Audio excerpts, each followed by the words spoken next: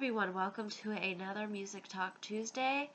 I am feeling a little bit better, but as you can still tell, I am going to be very French in this video because of my nose. In other words, it'll sound like the whole time I'm talking, so just bear with me. I'm hoping that by tomorrow I will be pretty much fully cured, but I can't say 100 with 100% certainty if that'll be the case. But either way, let me discuss what I thought would be interesting to discuss for this video, and that is songs about animals, either literally or figuratively speaking. I thought it would be interesting to bring these songs up because I think they have something fairly interesting to say in regards to how we sort of view animals and our sort of understanding behind certain animals and how artists have sort of interpreted uh, them over the years. And I've all chosen different animals just for the sake of not having to kind of go over one particular animal over and over again. So there is variety in this list. So right out of the gate, let's start by talking about The Lion Sleeps Tonight by the Tokens. And yes, I did hear this song from The Lion King originally. From Timon and Pumbaa in particular. I believe they started, well, yeah, I probably did actually hear it first from the film and then heard it from the television show too. Because they do often repeat this song. But there is a lot of truth in how this song sort of, you know, resembles a lion fairly well. But in sort of an ironic sort of way. I like how this song has a very safari, out in Africa sort of feel. I really like the sort of catchiness that comes with the song, by just having them sing Awimbo, Awimbo.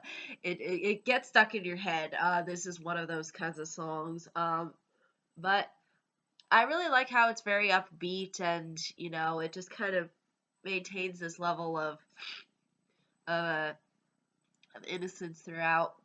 But the interesting thing is usually when we think of lions, we think of them as fairly aggressive, very kind of dominant creatures. I mean, we have even a film about lions that basically is called The Lion King. So again, they kind of resemble sort of that very tip of the pyramid, so to speak, as far as the animal kingdom is concerned. But they sort of have this resemblance to power. We often associate lions, with they'll have like the family seals. Sometimes the old family seals will be like lions, to sort of symbolize power because they are very powerful and domineering creatures. And they sort of hold that rank, I think, throughout various cultures. And through obviously by studying probably them, you would probably see that too, as well as in a scientific manner. So culture backs up science for once. um, so basically, this song, all it's really addressing is just, the lion sleeps tonight. Don't be afraid. He's not going to hurt you. He's peacefully asleep. He's he sleeps next to the village. He's not going to bother you. He had his day. He is sleeping. And I think there again, it has this irony to it. We don't associate that with lions as really peaceful creatures. But on the one hand, this song tries to bring to light this concept. And I think you could say that there's probably some truth to that too, because they hunt in the day and then they sleep at night because they're so tired and full of energy, or from basically scavenging around for food all day. So it would make sense that they would kind of lay around. And sometimes you do see lions kind of being a little bit lazy at times. They're not really doing all that much at one point, and then all of a sudden they'll be out hunting, or at least the male lions will be. So there is this kind of uh, there's just this way in which the song approaches talking about lions that I think is just it's just interesting. I mean, it's completely different than what you would think a lion song would be about. Um, like oh, I just can't wait to be king sort of comes to mind when you think of just the yeah, I'm a lion and I'm gonna be king, and from the Lion King. Um, you just think of that very uh very out there, energetic nature, but not in this song. And I think for the most part it works. I mean, it really takes you to that place and that time, and you just observing lions. I mean, it just transports you there. Um, and I think sometimes, and it's really, I think, hard for a song to really do that, but it does that for me. So I think it definitely gets props for doing that. And I kind of like its approach and how it's taking the things that we would think of a lion and sort of turning it on its head and saying it doesn't have any power now. It's just sleeping. It's just enjoying itself, sleeping and not bothering anybody. So yeah, I think that's really all I can say when it comes to that song. I mean, it's uh it's very catchy. I can understand how it's probably not for everybody, but at the same time, I think there's just this fun to it. It's just so, uh, it's just something that just makes you pop your head. You just can't help it, and makes you think about lions in a different light. Second song that I wanted to address that is more of a literal interpretation of lions, like the previous song. Uh, and that is A Horse with No Name by America. Now, basically, what I like about this song is it sets up the environment in which the animal is living in through the lyrics. Um, with the previous song, you can tell just by the way it sounds, that it's very safari. You feel like you're in that environment. Whereas here, it just comes out straight out and tells you. And it also does feel with the instrumentals that you are in that kind of desert, deserted environment, that you are basically alone and you have this sort of isolation surrounding you. Uh, but basically, the song describes, the narrator and his horse with no name, and how he's riding his horse throughout the desert. Um, and at one point, he actually lets the horse go eventually, which you will see if you listen to the lyrics. Um, but it really does paint you a picture of, kind of the cowboy, and how often we do associate horses with being in those kind of very harsh and gritty environments, because horses are able to sort of take it.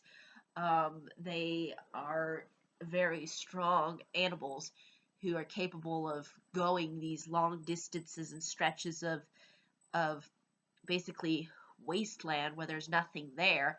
Um, and they were really a huge part of human civilization when it came to transportation before we even had trains or cars or planes or anything to take us anywhere.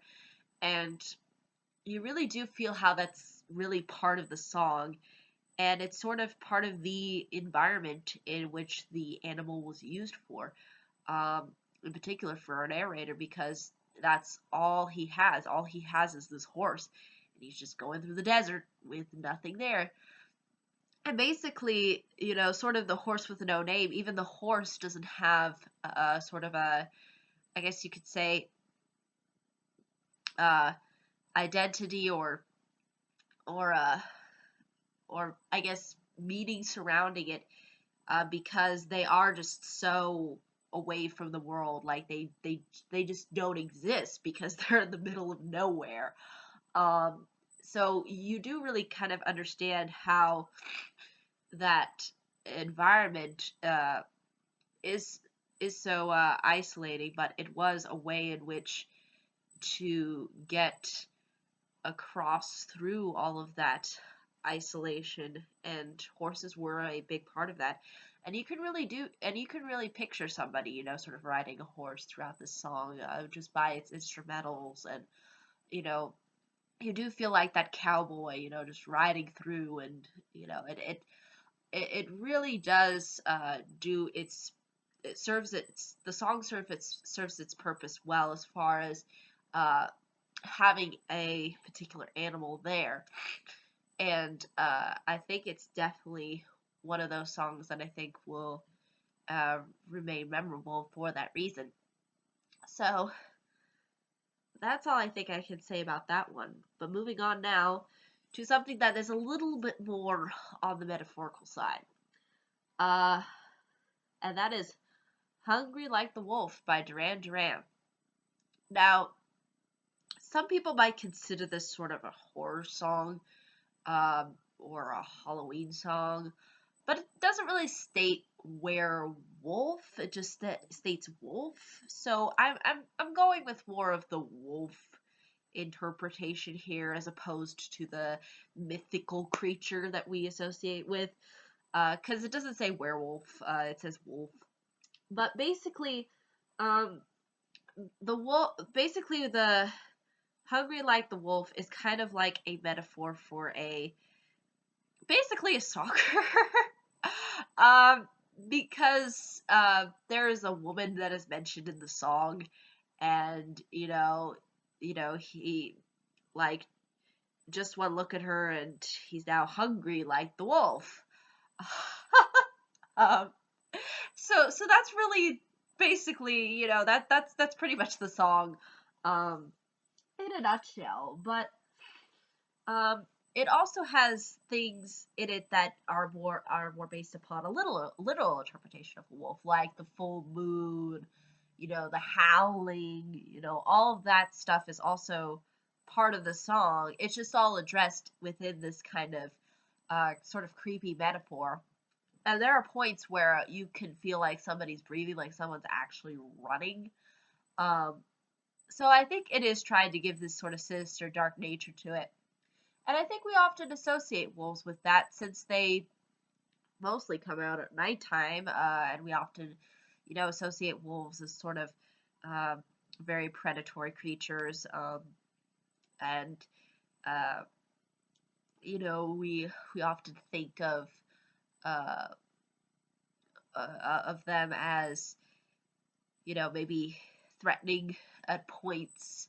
Um, Beauty and the Beast, perfect example of wolves being threatening. um, but overall, they are hunters. They are they are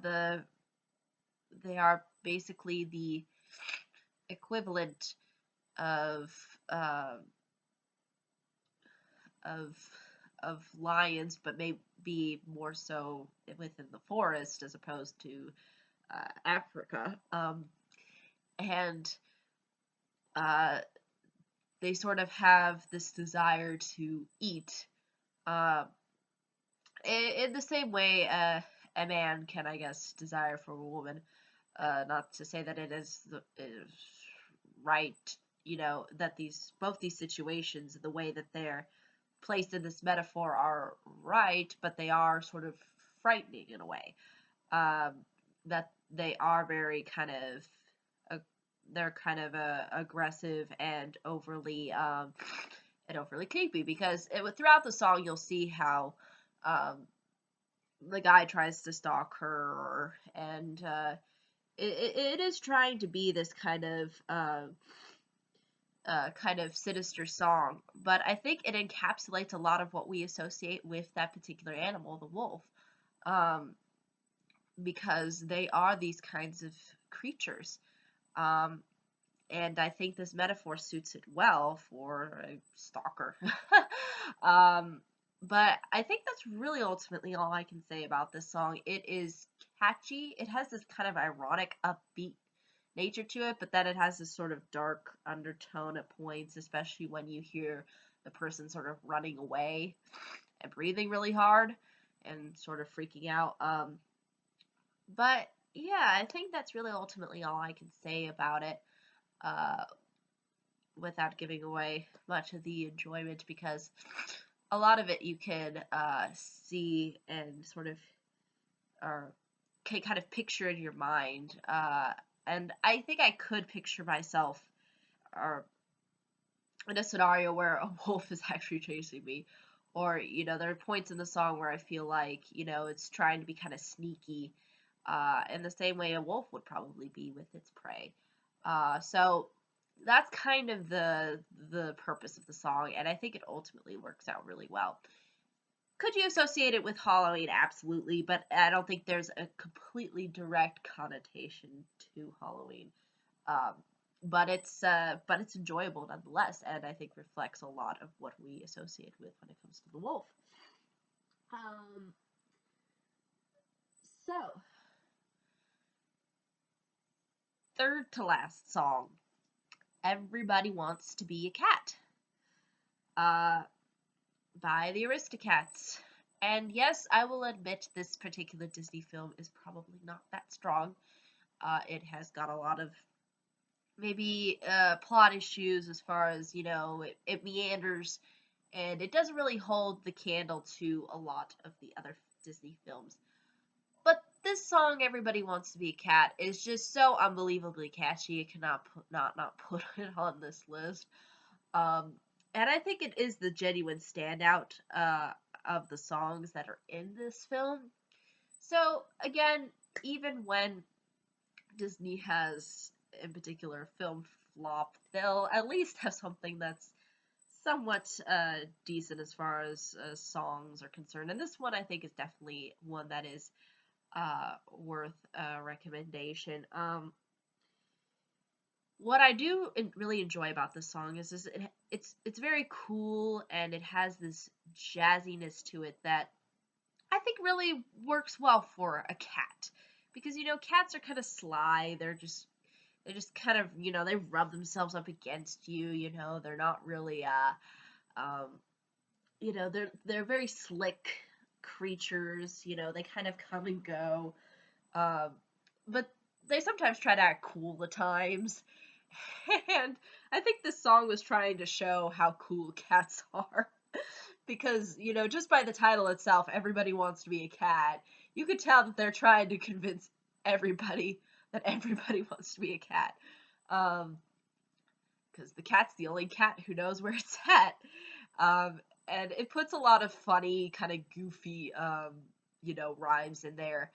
Uh, but as far as instrumentals are concerned, as far as uh, the lyrics, it really knows how to just be a fun song.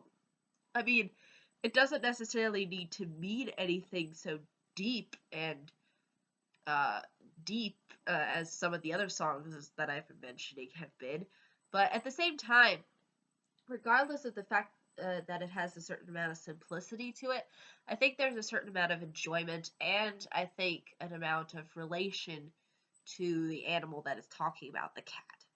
Um, because cats do have this very kind of. I think cats have in particular an ego about them. And you could sort of tell too, like they feel like, yeah, I'm so worthy of coming in and just eating whatever I want, and leaving whenever I want. I'm just so cool that way. And I think it sort of takes that approach, but it doesn't really state it within the lyrics so much. But overall, it's fun, it's upbeat, it's catchy, and there's a lot of sort of build up to it as well, and I think that's also what makes it sort of stand out too. But yeah, if this song doesn't convince you that you don't want to be a cat, I don't know what will. But moving on now to the second to last song that I wanted to mention, which is called Hound Dog. Now, the famous one that a lot of people know and love is the one by Elvis Presley. However, this song was originally written by or recorded by Willie Mae Big Mama Thornton. I will try to put both in there, both versions in there, so that you can kind of look over and see which version you find to be the most suitable to your taste. But for the most part, this song has a very kind of interesting yet vague interpretation as far as what a hound dog is. But in a way, it doesn't really display dogs in really a positive light, unfortunately. Because throughout the song, they're singing, "You ain't nothing but a hound dog, crying all the time. You ain't nothing but a hound dog, and you ain't no friend of mine." You know, I mean, it's not. It's sort of using the dog as a sort of bad connotation. Uh, like that you are, you're a hound dog. You mess things up, and you complain, and as a result, you ain't no friend of mine. I think this was intended to be, again, more metaphorical. I don't think it was directly speaking to dogs everywhere and dog lovers everywhere, stating that dogs are bad. But at the same time, it's bringing in sort of a negative connotation by associating a hound dog with what I think they're trying to state as a person. Now, there have been some different interpretations, but I think more loosely speaking, it's just stating, you're a loser. You're a hound dog, therefore. Uh, I don't want to hang out with you. You're not cool. You know, you're, you're not someone that I want to associate with. Um, and that's pretty much the essence of the song. Now, you could make the argument that sometimes dogs can be a little bit more on, I guess, the wild side, and can be a little bit rambunctious and make a mess of things. And I mean, if you have not seen a pet movie with dogs, then I would definitely recommend watching one, because you will see why their destruction is huge throughout the house. So I can kind of understand the negative uh, association that this particular song took in order to sort of address a person in that sort of same light as, you're nothing but a hound dog. You're not tamed, you're not cool. But regardless of the lyrics, it is an unbelievably catchy and upbeat song, which again displays some kind of, I guess you could say, irony. It's upbeat, but then it's talking about someone who's a loser. um, but and again, I like dogs more than I like cats, but at the same time, I cannot help but enjoy the song and kind of understand why they would associate, sort of a wild dog with a person who can't really take control of their life, and who whines and complains, and doesn't want to take maybe some responsibility or whatnot. So I can understand how they would make that distinction there, and put a hound dog in place of it. But yeah, I think that's really all I can say about it. It's pretty straightforward once you listen to the lyrics, but at the same time, as far as who it is referring to, all I could say is this is referring to probably somebody who's a loser. Um, I don't really think there's a literal interpretation of a hound dog being that way, but it's used as a metaphor. Um, last song that I wanted to mention is a fairly old one. And it's been done by various artists over the years. I'm gonna put the two interpretations that, uh, being the original interpretation and also the interpretation that I mostly associate with and that I find enjoyable to listen to. Um, and that song is Bye Blackbird. Now, the original artist, uh, who recorded it was Gene Austin in 1926. So it's approaching on 90 years old next year. Um, but there is again somewhat of an ambiguity to the lyrics, like some of these songs that I've been mentioning. But either way, no matter what the interpretation is, the narrator is saying bye bye to Blackbird. Now, as far to who Blackbird is or what Blackbird represents, you can make tons of different um, ideas and concepts out of it. Uh, there have been some theories, but either way, I think overall, it's one that I don't think you need to go. What does it mean? What does it mean? You can just kind of create your own ideas surrounding it. Um, but the thing that I do like about the song is I really do enjoy the calm jazziness to it. Uh, is it perfect? But at the same time, there's also a different approach that the original and sort of different lyrics too that the original version uses as opposed to the version that I came to know.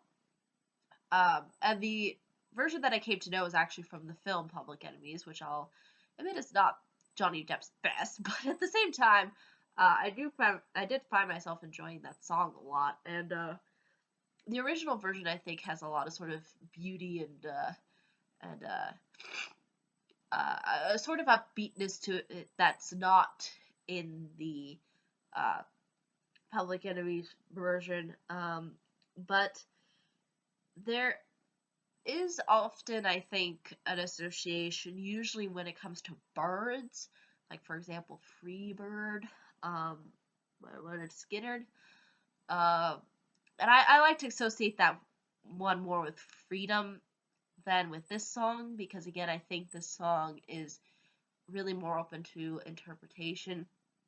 Um, but oftentimes we resemble sort of a bird with kind of freedom, a sense of peace, um, things like that. And I think this song was trying to grasp that concept a little too. That the bird can fly, it can go anywhere it wants. It's, and it's sort of starting anew. Um, and again, some people could even probably interpret it in as a means to sort of death, like I'm leaving, um, and sort of going up to heaven or something like that. Some people will associate it with death too, which is probably more what the Public Enemies version was going for, um, as far as its meaning.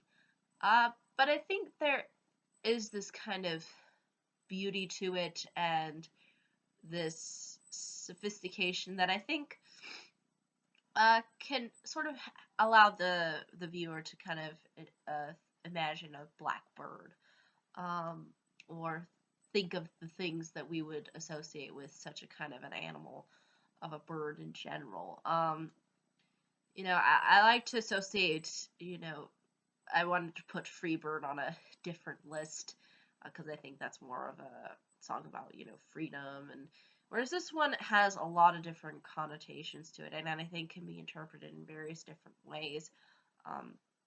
And also has this kind of, especially the original version, has this sort of beauty to it, and kind of innocence, associated to it, to which I think a lot of people like to attribute to animals, in particular to birds. I mean, uh, hence all of the Disney princesses who sing to birds.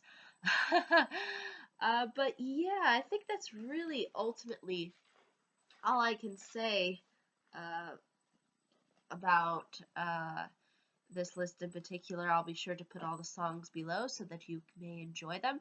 But I think that's all I can say for this Music Talk Tuesday. Thank you so much for watching. Hope you have all a pleasant day, week, month, and year. And I hope to see you on the next video. Take care.